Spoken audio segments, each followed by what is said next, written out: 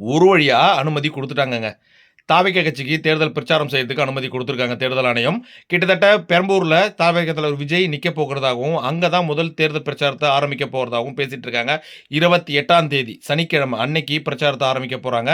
எப்படியா இருந்தாலும் அரசியல் களம் மிகப்பெரிய பரபரப்பா ஓடிட்டு இருக்கு. இதே சூழ்நிலை போச்சுன்னா, தாவேகா தலைவர் விஜய் வெற்றி பெறுவாரான்னு சொல்லிட்டு கமெண்ட்ல சொல்லுங்க. ஆனா என்ன பொறுத்தவரைக்கும் அந்த மனுஷனுக்கு எல்லா ரூபத்திலயும் அடிதாங்க. எந்த ரூபத்திலயும் அடி இல்லாமலாம் அவரு இல்ல. எல்லா ரூபத்திலயும் அடி. சின்ன சின்ன பிரச்சனைலருந்து பெரிய பிரச்சனை வரைக்கும் எல்லா பிரச்சனையும் குடுத்து பார்த்துட்டாங்க. இருந்தாலும் சின்ன சின்ன கருத்து கணிப்புலாம் பார்க்கும்போது, எல்லாமே அவங்க என்ன சொல்றாங்க, தாவேக்கா தான் ஜெயிக்கும். தாவேக்கா தான் ஜெயிக்கும். டிவிக்கே தான் ஜெயிக்கும்னு சொல்லிட்டு இருக்காங்க. ஆனா பெரிய பெரிய மீடியாலாம் கருத்து கணிப்பு எடுக்குறாங்க. அதெல்லாம் எந்த அளவுக்கு உண்மைலாம் தெரியல. ஒருவேள அவங்க நேரடியா நல்லபடியா கருத்து கணிப்பு எடுக்குறாங்களா? இல்ல வேற மாரி கருத்து கணிப்பாங்களான்னு தெரியல. ஆனா இருந்தாலும் அந்த இடத்துல போயிட்டு அவங்க கருத்து கணிப்பு கேட்கும்போது, மக்கள் வந்து தாவேகாவுக்கு 2வது இடமோ, 3வது இடமோ சொல்லும்போது கொஞ்சம் கஷ்டமா இருக்குங்க. ஏன்னா, அவரு ஒரு தனி மனுஷன் போராடி 250 கோடி, 300 கோடி விட்டுட்டு வந்திருக்காரு அரசியலுக்கு. அந்த சூழ்நிலையிலயும் அவங்களுடைய ரசிகர்கள் உங்களுக்கு தெரியும். அந்த ரசிகர்கள் மிகப்பெரிய பலத்தோட அவங்க கூட இருக்காங்க. எல்லா பொதுக்கூட்டத்துக்கு வரும்போது உங்களுக்கு தெரியும். அவர் பின்னாடி எத்தன பேர் ஓடிட்டு வராங்க, எத்தன மக்கள் அவர் பின்னாடி வராங்கன்னு உங்களுக்கு தெரியும். ஆனா, அந்த சமயத்திலயும் இப்ப சமீபத்தில அந்த தஞ்சாவூர் பொதுக்கூட்டத்துக்கு வரும்போது அந்த ப பொ ப போலீஸ் வேன் மீது மோதி ஒரு இறப்பு ஏற்பட்டதுங்க.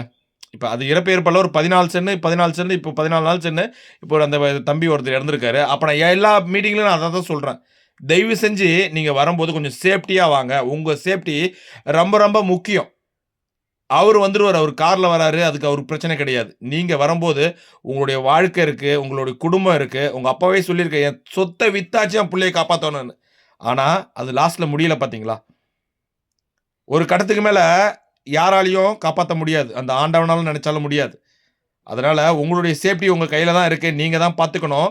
தமிழக தலைவர் விஜய் வந்து பிரச்சாரத்த ஆரம்பிக்க போறாரு. கிட்டத்தட்ட 28 நாள் தீவிர பிரச்சாரத்தில ஈடுபட போறதாகவும், மக்களுக்கு எல்லா தொகுதியிலயும் ஒரு மெயினான இடத்த தேர்ந்தெடுத்து, எல்லா வேட்பாளரையும் கூட்டு அங்க ஒரு மிகப்பெரிய பிரச்சாரத்தில் ஈடுபட போறதாகவும் பேசிட்டு இருக்காங்க.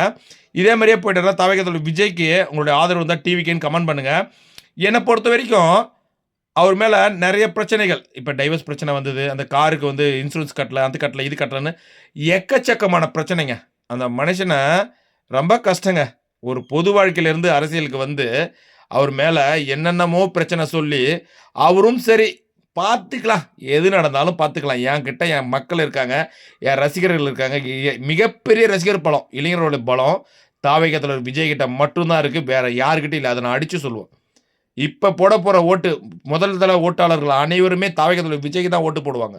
நல்லா தெரிஞ்சுக்கங்க. ஏன் நான் அத பத்தி சொல்றேன்னா, ஒரு மாற்றத்த மக்கள் விரும்புறாங்க. அதனால விஜய்க்கு தான் அந்த புது வேட்பாளர்கள் அனைவருமே, ஓட்டாளர்கள் அனைவருமே ஓட்டு போடுவாங்க. ஆனா, 234 தொகுதியிலயும் கேண்டிடேட் வந்து சிறந்த கேண்டிடேட்டா போடணும்.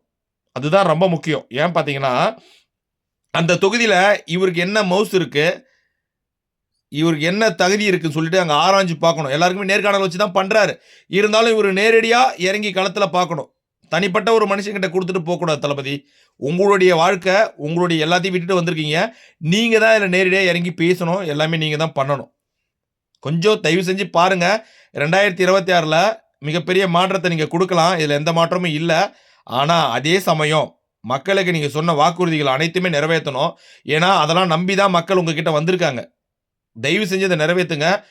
அனைத்து மக்களுக்கும் ஒரு வேலைவாய்ப்பு உருவாக்கி குடுங்க. வேலைவாய்ப்பு இல்லாம நெறைய இளைஞர்கள் படிச்சுட்டு கஷ்டப்பட்டுட்டு இருக்காங்க. அன்றாட வேலைக்கு தினசரி கூலி வேலைக்கு ஓடிட்டு இருக்காங்க. அவங்களுக்கு எல்லாருக்குமே ஒரு வேலைவாய்ப்ப உருவாக்கி குடுத்தீங்கன்னா, உங்க கூட எப்பயுமே அந்த இளைஞர்கள் பலம் இருக்கும். நன்றி.